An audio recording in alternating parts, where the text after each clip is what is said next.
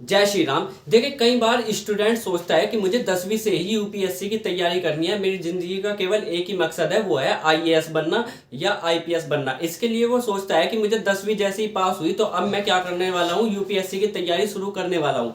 तो क्या 10वीं के बाद ही डायरेक्ट यूपीएससी की तैयारी शुरू करनी चाहिए या हमें थोड़ा सा और टाइम लेना चाहिए? और अगर 10वीं के बाद ही यूपीएससी की तैयारी करनी शुरू करनी चाहिए तो हमें क्या पढ़ना चाहिए इस समय में? आज हम इस बारे में बात करने वाले हैं। देखिए, सबसे पहले तो आपको, अगर आप 10वीं में है और 10वीं में ज्यादातर उम्र होती है 15 साल के आसपास होती है, और यूपीएससी की सबसे कम उम्र होती है 21 साल, यानी कि 21 साल के बाद ही आप फॉर्म भर सकते हो। तो अगर आप 10वीं से तैयारी करने के बारे में सोच रहे हो और 21 साल की उम्र में आप फॉर्म भर सकते हो, तो यानी कि आपके पास लगभग 6 साल के आसपास रहता है, और 6 साल किसी भी एग्जाम की तैयारी करने के लिए बहुत आसानी से हो सकती है।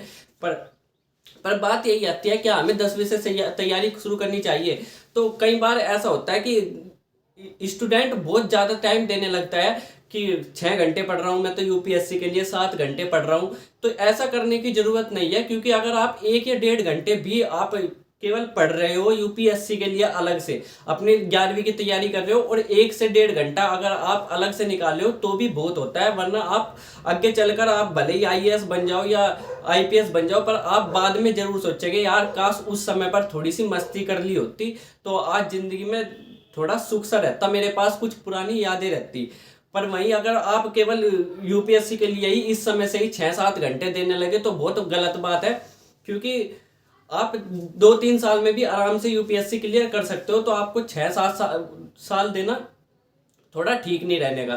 ठीक है, तो आपको करना क्या है? देखो, अगर आप आर्ट साइड से हो या साइंस साइड से हो या कॉमर्स साइड से हो, किसी भी साइड से हो, तो आपको ले करना है कि केवल एनसीईआरटी पर फोकस कर ले। क्या एनसीईआरटी आप पढ़ ले, जो उनसे भी, अगर आप साइंस से हो चाहे कॉमर्स से हो, तो आप लाओ हिस्ट्री की एनसीईआरटी, 1-1.5 घंटा उसको पढ़कर देखो, उसको थोड़ा सा समझ कर देखो। फिर जब हिस्ट्री खत्म हो जाए तो ज्योग्राफी ले आओ, फिर इन्वायरमेंट की ले आओ। इस तरीके से क्या करो, आप एनसीईआरटी की बुक पढ़ लो, इतना बहुत होता है। अगर आपने 12वीं तक या ग्रेजुएशन के फर्स्ट ईयर तक भी एनसीईआरटी कंप्लीट कर ली तो बहुत बड़ी बात होती है ये। और सेकंड ईयर से तो आपको तैयारी शुरू करनी ही चाहिए यूपीएससी के लिए, ग्रेजुएशन के सेकंड ईयर से।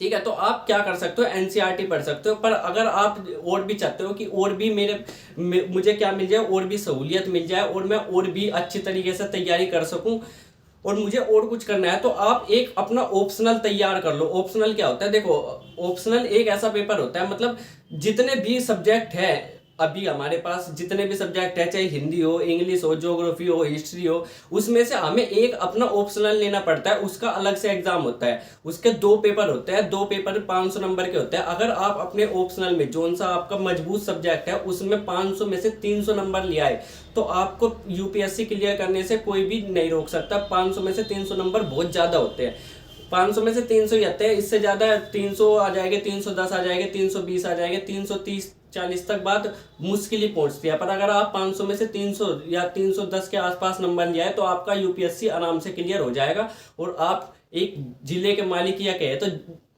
डीएम बन जाएंगे आसानी से। तो आपको करना क्या है, एनसीईआरटी पढ़नी है, और हो सके तो एक ऑप्शनल अपना चूज कर के कि आपको कौन सा सब्जेक्ट अच्छा लगता है वो लेकर के, और उसको पढ़ना है अच्छे से। ठीक है, बस इतना कर लो तो आपके बारे न्यारे हो जाएंगे, आपकी जिंदगी बन जाएगी। इससे ज्यादा मेरे हिसाब से 10वीं के बाद और फर्स्ट ईयर तक, इन 3 साल में आपको और ज्यादा कुछ करने की जरूरत नहीं पड़ेगी। और इसके बाद आप क्या कर सकते हो, 10वीं जैसे ही फर्स्ट ईयर से आप सेकंड ईयर में प्रवेश करोगे तो आप अपनी तैयारी जोरों शोरों से शुरू कर देना। तो मिलेगा अगली वीडियो में, इतना ही था इस वीडियो में, तब तक के लिए बाय बाय।